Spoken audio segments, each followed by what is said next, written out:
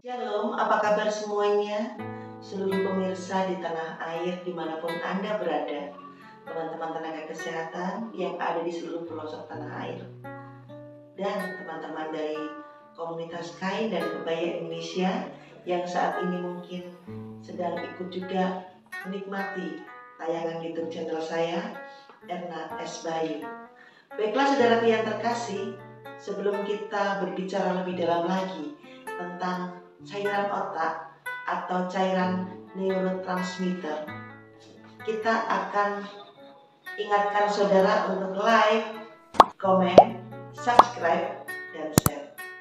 Baik saudara yang terkasih, beberapa waktu yang lalu saya sempat membahas tentang cairan otak ternyata memiliki peranan penting di dalam membuat kondisi seseorang menjadi terkena gangguan kejiwaan atau terkena gangguan mental atau kita sebut sebagai mental illness. Nah, kita akan mengenal lebih dalam tentang cairan-cairan di otak atau cairan neurotransmitter. Saudaraku yang terkasih, kerja sistem saraf di bagian tubuh tidak lepas dari peranan neurotransmitter. Tubuh membutuhkan neurotransmitter untuk menjalankan berbagai macam fungsi. Misalnya bernafas, mencerna makanan, mengontrol nafsu makan, menggerakkan otot, mendetakkan jantung, dan mengontrol konsentrasi. Neurotransmitter adalah molekul atau zat kimia pembawa pesan dalam tubuh yang mengirimkan sinyal atau pesan antar neuron dari sel saraf ke sel target. Sel target ini bisa berada di otot, kelenjar, maupun saraf yang lain. Sistem saraf yang menghantarkan sinyal bekerja untuk mengontrol organ tubuh, fungsi psikologis, dan fungsi fisik. Dalam hal ini, sel saraf yang juga dikenal sebagai neuron beserta neurotransmitter berperan penting dalam menjalankan fungsi sistem saraf. Secara rincinya, sel saraf memicu rangsangan atau impuls saraf dengan melepaskan neurotransmitter agar bisa membawa sinyal ke sel tubuh sasaran. Selanjutnya, neurotransmitter atau molekul pembawa pesan kimia tersebut melakukan perjalanan antar sel dan menempel pada sel target. Proses inilah yang kemudian memicu tindakan di sel target sehingga organ atau bagian tubuh tertentu dapat melakukan fungsinya. Misalnya rasa lapar, detakan jantung, pernafasan, dan lain-lain yang tadi sudah disebutkan di depan. Fungsi dari neurotransmitter tidak hanya satu, saudaraku. Molekul pembawa pesan kimia antar sel tubuh ini punya beberapa fungsi tergantung dari jenis reseptor yang terhubung. Berikut beberapa jenis neurotransmitter yang umumnya diketahui. Yang pertama adalah asetilkolin. Asetilkolin adalah molekul neurotransmitter kecil yang memiliki peran utama dalam sistem saraf tepi atau saraf perifer. Neurotransmitter jenis asetilkolin ini dilepaskan oleh neuron motorik dan neuron sistem saraf otonom. Sebagai neurotransmitter, asetilkolin berfungsi untuk memicu kontraksi otot, merangsang kerja beberapa hormon, hingga mengontrol detak jantung. Selain itu, asetilkolin juga berperan penting dalam sistem saraf pusat, menjaga fungsi kognitif otak dan mengoptimalkan kerja memori. Itulah sebabnya jika jumlah asetilkolin dalam tubuh rendah, seseorang bisa mengalami masalah dengan ingatan dan pikiran, seperti yang dialami oleh pasien dengan penyakit Alzheimer. Asetilkolin juga disebut sebagai neurotransmitter rangsang. Cairan neurotransmitter yang kedua adalah glutamat. Glutamat adalah pengantar rangsang utama pada sistem saraf pusat. Itu sebabnya glutamat merupakan neurotransmitter yang jumlahnya paling banyak di sistem saraf. Tugas dari neurotransmitter yang satu ini adalah untuk mengoptimalkan fungsi kognitif. Sayangnya jika jumlahnya terlalu banyak, glutamat bisa menyebabkan stimulasi terus-menerus atau kita sebut sebagai eksitotoksisitas, sehingga akhirnya menimbulkan kematian sel. Eksitotoksisitas yang disebabkan oleh penumpukan glutamat ini dikaitkan dengan berbagai penyakit seperti Alzheimer, stroke, dan epilepsi. Kita sudah banyak membahas tentang Alzheimer ya. Nah, next time kita akan membahas tentang stroke dan epilepsi. Yang ketiga adalah gamma aminobutyric acid atau kita sebut GABA, GABA. Gamma aminobutyric acid atau GABA adalah neurotransmitter yang bertugas mengatur suasana hati. GABA bisa menghambat aliran neuron yang bekerja terlalu berlebihan.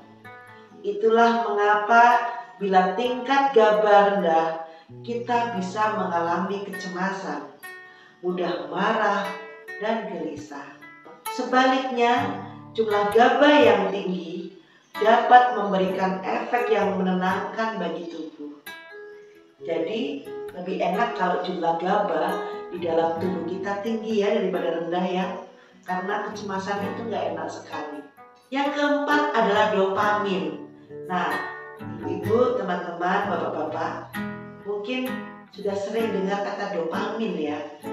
Dopamin adalah sejenis neurotransmitter yang terlibat dalam banyak fungsi, termasuk mengontrol kerja sistem motorik tubuh, memori, kognitif otak, perilaku, serta koordinasi gerakan tubuh.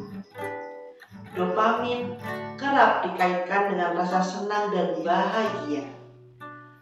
Ini karena otak melepaskan dopamin selama kita melakukan aktivitas yang menyenangkan. Perlu dipahami juga bahwa dopamin berkaitan dengan pergerakan otot. Jadi, tubuh yang kekurangan dopamin bisa menyebabkan berbagai masalah. Salah satunya adalah penyakit Parkinson. Agar jumlah dopamin dalam tubuh senantiasa tercukupi, penuhi asupan asam amino dari makanan sumber protein harian. Contoh makanan sumber protein meliputi telur, daging, ikan, ayam, daging merah, biji-bijian, kacang-kacangan, tahu, tempe, dan lain-lain. Yang kelima adalah serotonin. Terkait dengan neurotransmitter, serotonin bertugas membantu mengatur suasana hati, nafsu makan, pembekuan darah, waktu tidur, dan ritme sirkadian tubuh.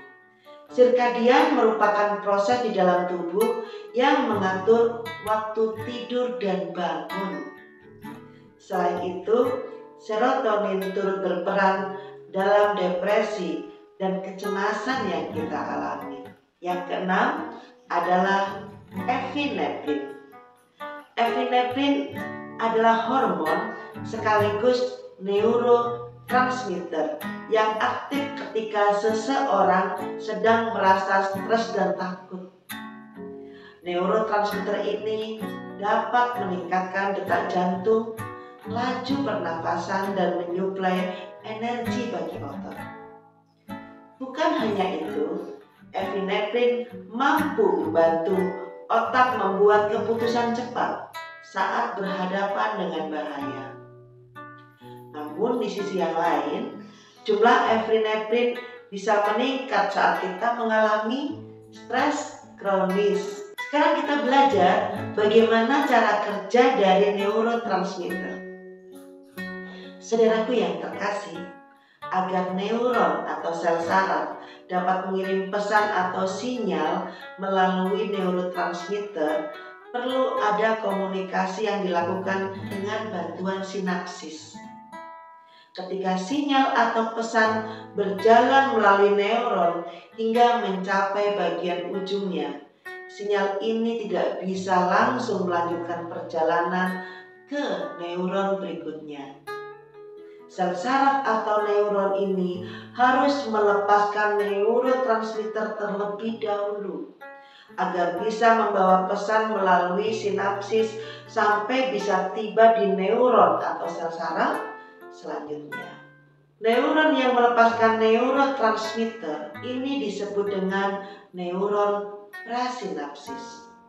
Sementara neuron yang menerima neurotransmitter bernama neuron pasca sinapsis. Lebih rincinya seperti ini. Setiap ujung neuron memiliki prasinapsis dan vesikel yang berupa kantong yang berisi neurotransmitter. Jadi ketika rangsangan saraf memicu pelepasan neurotransmitter, molekul pengantar pesan ini kemudian dilepaskan ke sinapsis hingga nantinya diambil oleh reseptor di neuron berikutnya. Keseluruhan proses ini dikenal dengan nama neurotransmisi. Apabila teman-teman masih bingung, sementara duduk aja ya. Nanti kita belajar lagi pelan-pelan di bagian cara kerja neurotransmitter ini. Klasifikasi neurotransmitter. Neuron atau sel saraf dapat berpengaruh oleh neurotransmitter dalam salah satu dari berbagai cara berikut ini. Yang pertama adalah rangsang atau excitatory neurotransmitter. Cara kerja neurotransmitter memiliki efek rangsang pada neuron atau sel saraf. Contoh klasifikasi neurotransmitter ini adalah epinefrin dan norepinefrin. Yang kedua adalah sebagai penghambat atau inhibitory neurotransmitter. Kebalikan dari neurotransmitter rangsang, neurotransmitter penghambat justru menghambat kerja sel saraf. Contoh jenis ini adalah GABA dan endorfin. Kita juga mengenal endorfin sebagai salah satu hormon. Endorfin ini hampir sama statusnya seperti epinefrin. Jadi ini hormon yang membuat hati kita sukacita, bahagia, dan muncul pada saat hati kita gembira. Dia bisa meregenerasi sel. Saat itu dia fungsinya sebagai hormon, dan dia pun juga bisa sebagai neurotransmitter. Yang ketiga adalah medulasi atau medulatory neurotransmitter. Klasifikasi molekul pembawa pesan kimia ini juga dikenal dengan nama neuromodulator.